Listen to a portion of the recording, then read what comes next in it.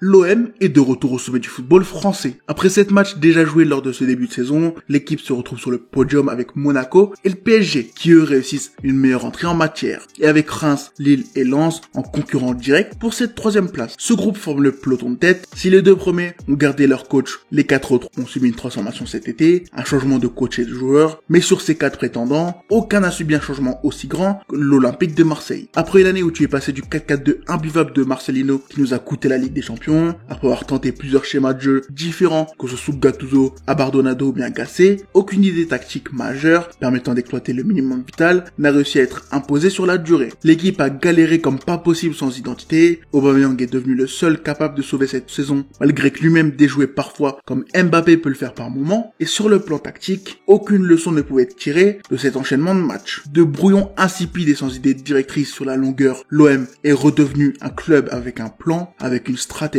et au lieu de continuer l'arc Tudor, au lieu de continuer à miser sur des efforts, sur un pressing intense, sur un jeu basé sur le dépassement de fonction et la surresponsabilisation des latéraux, l'arrivée de Roberto a fait reculer l'équipe dans un jeu de possession, mais cette fois sous un coach qui ne semble pas être en fin de carrière. Si beaucoup l'ont suivi dans sa jeune aventure en tant que coach, si beaucoup l'avaient déjà reconnu comme un talent à son poste dès Sassuolo, comme tu peux le voir sur ma chaîne, je suis un peu passé à côté de la hype. Son style ne me disait rien, c'est pour ça que j'ai autant attendu avant de parler de l'OM, avant de parler du jeu, mais aujourd'hui c'est un sujet plus qu'intéressant, puisque c'est l'épicentre d'un débat intéressant qu'on va rapidement évoquer.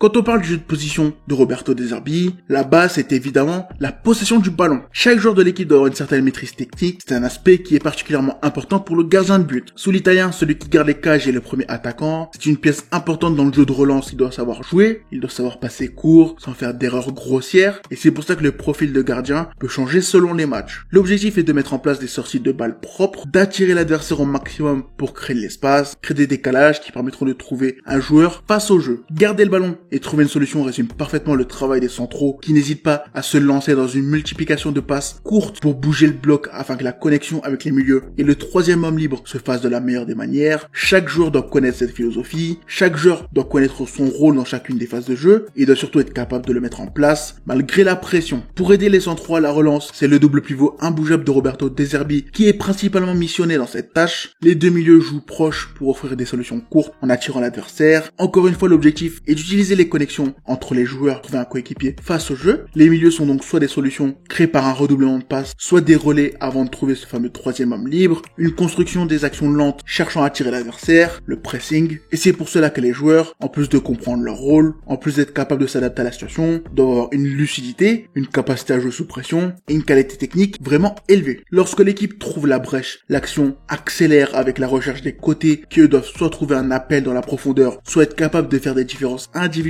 afin de créer le danger dans la surface, avec un 9 qui aide à la production du jeu, que ce soit en étant un pivot essentiel pour lancer certaines actions, ou en essayant d'exploiter le dos des adversaires avec des appels dans la profondeur, tu dois toujours avoir une certaine solution lorsque tu sors de cette zone de pression. Structure en 4-2-3-1, gardien participant à la relance, attirer le pressing adverse pour battre la première ligne avec la passe, trouver le 3e homme face au jeu pour jouer vers l'avant, établir des connexions entre les joueurs qui comprennent leur rôle, fixer un côté pour exploiter l'autre avec un joueur capable de faire des différences, presser à la perte pour éviter l'exploitation de l'espace dans le dos de la défense. En soi, il est facile de résumer le jeu de l'italien. Et tout ça, en tout cas sur le papier. Dans la réalité, c'est un peu différent, parce que De Zerbi peut s'adapter à plusieurs éléments pour changer ses schémas de jeu. Déjà les joueurs à sa disposition, avoir un latéral capable de faire des différences, ou avoir un latéral qui excelle dans les duels, change totalement son approche tactique. À Brighton, l'italien disposait de plusieurs solutions qui changeaient son schéma, puisque si Estupiñán pouvait monter plus haut, Igor lui devait entrer dans la défense et former une base à 3 lors de la relance. Autre point d'adaptation, son buteur, puisqu'on l'a vu que ce soit Sassuolo avec Defrel ou bien Brighton avec Ferguson, les rôles peuvent parfois s'adapter. Ferguson a dû changer son style pour aider un peu plus dans le jeu, il a offert un profil bien différent, bien moins capable de faire cela qu'un Mopé par exemple, une adaptation au profil, une adaptation de rôle, mais aussi une adaptation à l'adversité. Si l'équipe de l'italien cherche à attirer le pressing pour créer son jeu, elle cherche aussi à ne pas encaisser de but, et c'est pour cela que par moment, les rôles peuvent être adaptés à l'adversaire, que ce soit en rajoutant une solution à la relance, défense pour aider contre une équipe qui presse correctement, ou bien en enlevant un joueur à la relance pour rajouter une option en attaque, si la peur d'un contre est moins présente. Tout cela demande donc des joueurs avec une vraie intelligence de jeu, une compréhension tactique adaptée à chaque situation, une qualité technique élevée, un courage sans faille pour résister à la pression et une qualité de passe intéressante au minimum. Chaque joueur doit avoir intégré dans son logiciel les idées de jeu parfois contre-intuitives de l'italien. Tout le monde doit être au diapason et c'est pour cela que lorsque l'annonce de son arrivée à l'OM, tous les yeux remplis de surprise se sont posés sur un effectif pas du tout adapté aux idées de son nouvel entraîneur.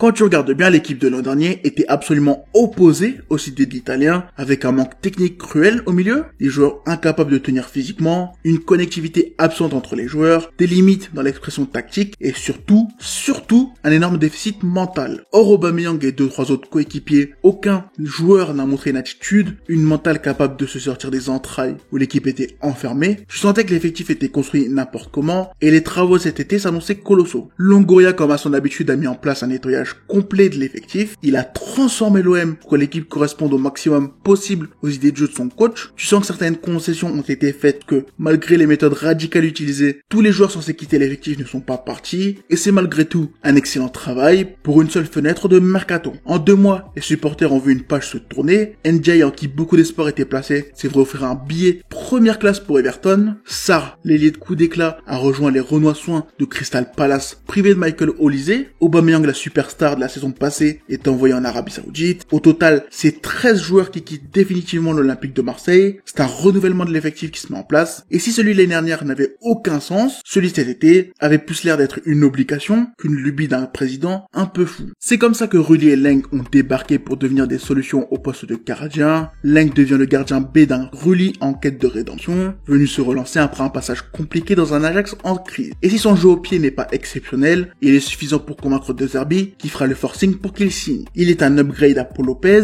parfois coupable d'erreurs stupides mais bien moins fades que le très sympathique espagnol, à qui on souhaite tout le bonheur malgré ses lacunes évidentes. La ligne défensive change totalement avec Brassier intégré en centrale gauche. L'idée est d'enfin intégrer un défenseur dont le pied fort est le gauche. Avec Cornelius, ils se partageront ce poste autrefois occupé par Balerdi, qui lui retrouve un poste axial. Dans le schéma de jeu préférentiel, il est celui qui couvre les deux plus haut que lui, un poste parfait pour le nouveau capitaine qui sort d'une saison de patron, mais il n'aura pas vraiment de doublure. À droite, c'est Murillo qui garde son poste, pendant qu'à gauche, c'est Merlin qui se va offrir un rôle plus complexe de latéral. Très offensif sur les 6 premiers mois sous Gasset, il passe de latéral qui rentre au milieu, qui anime le demi-espace en profitant de sa connexion avec son ailier, un joueur que personne n'attendait là. Luis Enrique, le Brésilien renaît de ses cendres depuis son retour en France, depuis que Gasset l'a mis en confiance, et De Zerbi a continué de le mettre dans de bonnes conditions pour profiter de lui. Sa qualité technique, son jeu de passe plutôt irréprochable et ses quelques coups d'éclat en font un des hommes forts du début de saison. Lui qui avait un balai bien enfoncé, profond, l'a enfin enlevé, et c'était une éclosion que l'on a tous attendu. Avec Harit et Greenwood, il forme la base de l'attaque. Il n'hésite pas à combiner, notamment Harit qui se retrouve parfois intégré au losange du milieu, et cela permet, dans le même temps, de créer des décalages à gauche exploités par renversement de jeu, à droite, où l'anglais peut faire parler sa qualité technique et sa finition. Devant, on retrouve pour terminer un Eliwai en rédemption lui aussi, après un passage mitigé à Lens. Il est le buteur, celui qui doit aider à la construction, qui doit savoir prendre la profondeur, combiner avec ses coéquipiers, et son suppléant Mampé étant un ancien joueur de Roberto, il peut profiter d'un mentor exceptionnel, qui lorsque sur le terrain peut offrir de la combativité, de l'intelligence et du vice sur le terrain, tout autant que de l'entertainment en dehors. L'équipe est donc sur le papier meilleure que l'an dernier, mais surtout dans un secteur, le milieu, avec un Kondogbia qui doit prouver qu'il mérite sa place, un Højbjerg taille patron qui t'offre un profil de technicien parfait pour contrôler le jeu, et Adrien Rabiot en train de se reconstruire une forme pour lancer sa saison. L'OM s'est assuré d'avoir une base solide pour construire son jeu. Le projet est vraiment prometteur. Pour moi, c'était le plus intéressant de Ligue 1 avec celui de Monaco et du PSG. Quand tu vois l'été, quand tu vois les déclarations parlant d'un projet long terme, l'investissement fait avec un mercato intelligent, la direction unie pour appuyer un coach prometteur et courtisé qui accepte une saison sans Europe, tu te dis que l'OM est sur la bonne voie. Le nouveau projet est un nouveau virage idéologique totalement assumé, un all-in risqué mais contrôlé par une direction direction qui y croit, qui s'est assuré d'avoir pris la bonne décision. Mais malheureusement, si on est honnête, en 7 matchs, en plus d'avoir vu certaines choses très intéressantes, on a aussi vu des limites qui vont représenter un défi pour notre coach. Mais ça, je te laisse en parler dans les commentaires jusqu'à ma prochaine sortie, puisque c'est le sujet de ma prochaine vidéo. Bref, c'était la seconde partie de la vidéo sur l'OM. J'espère qu'elle t'a plu. Abonne-toi et donne-moi ton avis dans les commentaires. Et si c'est le cas, on se retrouve très vite pour continuer de parler de mon club de cœur.